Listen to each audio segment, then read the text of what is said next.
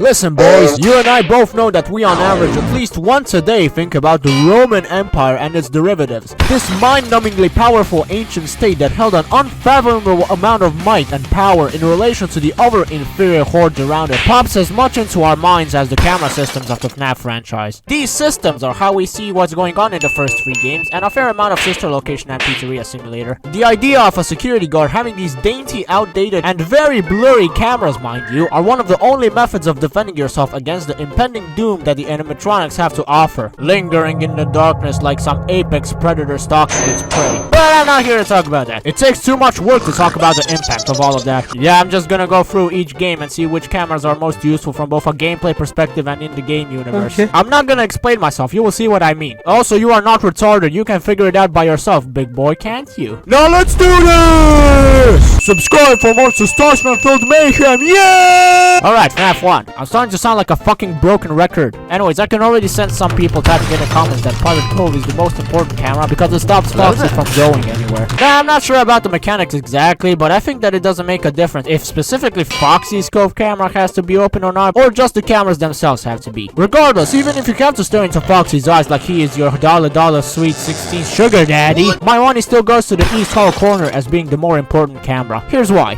Whenever Freddy is on that camera and he wants to move, do not change the camera. That's when he uses his opportunity to spank your ass and likely mess your head. And this is a much more frequent problem in 420 mode than looking at Foxy in his cove. Look at him.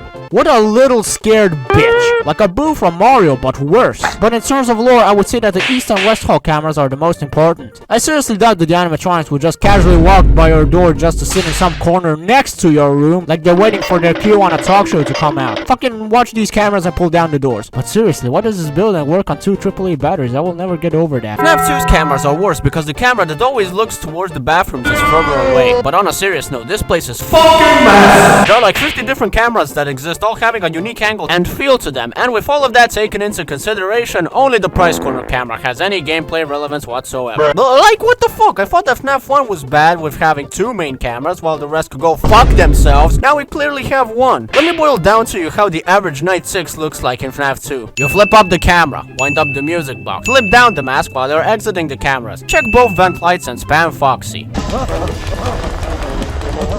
I'm not even sure if the wind-up mechanic is a product of the gameplay, yes it is, or is it an actual in-world addition that the guy has to control. If it's the latter, then that camera is also important like that, but if not, the vent cameras hold more value. Next game.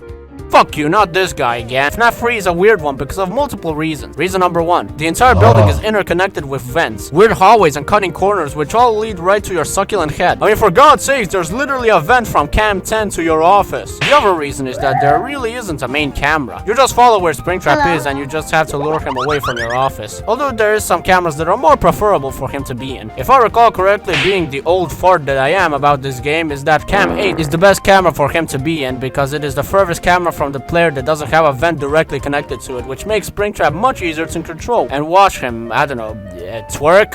I think that this is the only game where I can say that the in-universe strategy is identical to the gameplay. Except in that role, you can just nope the fuck out of there in Cam 1 when he is even remotely close to you. Fuck you, I ain't taking a risk for $100. I guess the final category that I could mention are the miscellaneous games with cameras in them. That sister location has more of an exploring type of approach, and you really only use the cameras when you're in the secret room, where you're playing glorified but at the same time budget FNaF. I'm not qualified enough to give you an answer to this one. Just don't die, I guess. Pizzeria Simulator technically doesn't have any cameras, but it has this screen type thing where you can move the animatronics around with audio lures. Yeah, I guess just keep them away from you in both aspects. I always forget about Ultimate Custom, right? But not this time! Although, can you blame me? That game is so forgettable. Anyways, the most important cameras here are fucking all of them. Nah, I'm just kidding. But like, most of them have some type of use. Toy Freddy's cam to control the game. One with Funtime Foxy, and the camera with the music box are the ones off the top of my head that are important to the gameplay. Now, since this place is literal hell designed for one person, I'm not gonna say which ones are most important for the in-game universe. I'm just gonna say that the fucker deserved it and he should have served his sentence while burning and Satan lightly caressing his back.